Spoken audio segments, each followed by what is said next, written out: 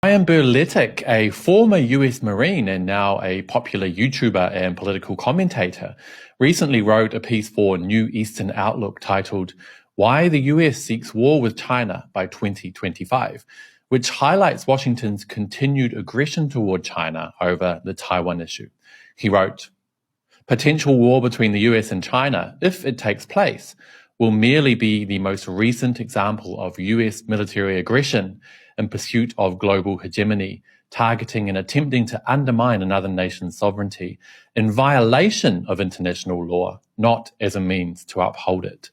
As the US often does, the lead up to this potential war sees the US projecting its own menace toward international law, peace, and stability onto the very target of US military aggression, in this case, China. Scary stuff. Today, I am pleased to have Brian on the show to answer a few questions about what the US might be planning here and why. Brian, good to see you. Thank you for having me. It's great to be here. A pleasure. Now, recent comments by US four-star General Mike Minihan that his gut tells him the US and China will fight by 2025 are, at the face of it, quite shocking. But the Pentagon has since come out saying that his comments don't represent the official stance. So, in your opinion, can we disregard General Minihan as just some kind of rogue warmonger, or do we need to take this more seriously? I think we have to take it very seriously. The Pentagon is not in the business of telling us the truth about what it's thinking or doing. And we could just look at the actions of the United States, and they tell a completely different story versus the rhetoric coming out of Washington, which, to be quite honest, sometimes is just as bad as this general's comments. Now, what many people don't realize in the West is that the majority of countries, including the US, actually agree with Beijing that Taiwan is part of China, or basically that Taiwan is not an independent country. As we know, Washington's excuse for military conflict with China stems directly from that issue over Taiwan, which the US has already agreed for 40 plus years, since 1979, is a part of China. So why is it then that the US continues with this aggression over the island, and why are so many Westerners unaware of that history? It's a really good question. And the answer is very simple. The U.S. is just lying about the status of Taiwan. People can go right now to the U.S. State Department's official website and look at their webpage regarding U.S. relations with Taiwan. It says right on that page that the U.S. does not recognize Taiwan. It's independence. It has no independence. If it has no independence, what is it? It's very clearly part of China. And on the same webpage, they talk about the one China policy, which is there is only one China. Taiwan is a part of China, and the only legitimate government of China is the People's Republic of China in Beijing. So they admit this on the State Department's website, and yet their policy contradicts what they have agreed to with Beijing. And then the Western media plays a heavy role in this. They tell the public the self-ruled island of Taiwan. They never explain what the one China policy is. They never explain what the U.S. State Department's official stance is. They omit that. And by omitting that, it allows the audience to fill in the gaps themselves, to assume that somehow Taiwan is an independent country and that China's bullying it. And they can go back and say, we never said that Taiwan was independent. We just omitted it, but we never lied about it. And this is the same trick they used regarding weapons of mass destruction. Iraq claims that somehow Iraq was involved in the 9/11 attacks on the United States.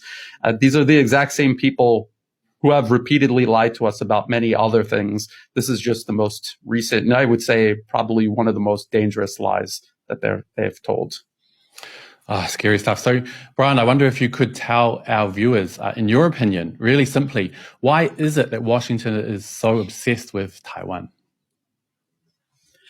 It's something that you kind of have to understand a little bit about the history of the United States, its history in Asia before World War II. It, along with European powers, they were colonizing the region. They had colonies. The United States claimed the Philippines as a colony of the United States. Europe had various colonies, the French in Indochina, the British, Myanmar, they called it Burma, Malaysia. These were all colonies, and the West had significant control over Asia, and they were working on colonizing China. And they had a presence within Chinese territory, and World War II happened. Nations used that as an opportunity to slip out from under the control of the West as they were fighting each other around the world. And then after World War II, they tried to reassert control over the region. That was the Vietnam War. The U.S. was trying to help the French initially reassert control over their colony of Vietnam. And then the U.S. ended up directly involved in a very long, destructive war there. And then the same goes for China. China pushed the West out. They wanted to come back in and finish asserting control over China, and they weren't able to. And ever since, they have been trying many different things to encircle and contain China's rise as a sovereign nation, determining its own destiny, pursuing its own best interests, rather than allowing itself to be exploited by the West and their interests. Taiwan has played a very key role in this because of its proximity to the rest of China. Imagine if the United States could set up a military base right there, right off the coast of the rest of China, how valuable that would be. And they have their bases in South Korea and Japan. They're working on expanding a military presence in the Philippines, all so they are able to project military power against China, thousands of miles away from U.S. shores. And the ironic thing is that we keep hearing it in Western media about the so-called China threat and Chinese aggression, despite the fact that China, hasn't entered another country militarily in nearly half a century, and the fact that China maintains just one overseas military base. So you and I know exactly how aggressive the US is towards China, but I was wondering if you could just explain to us in really simple terms, how many military bases does the US currently have around China, and what else is it doing to push and prod or be aggressive with China?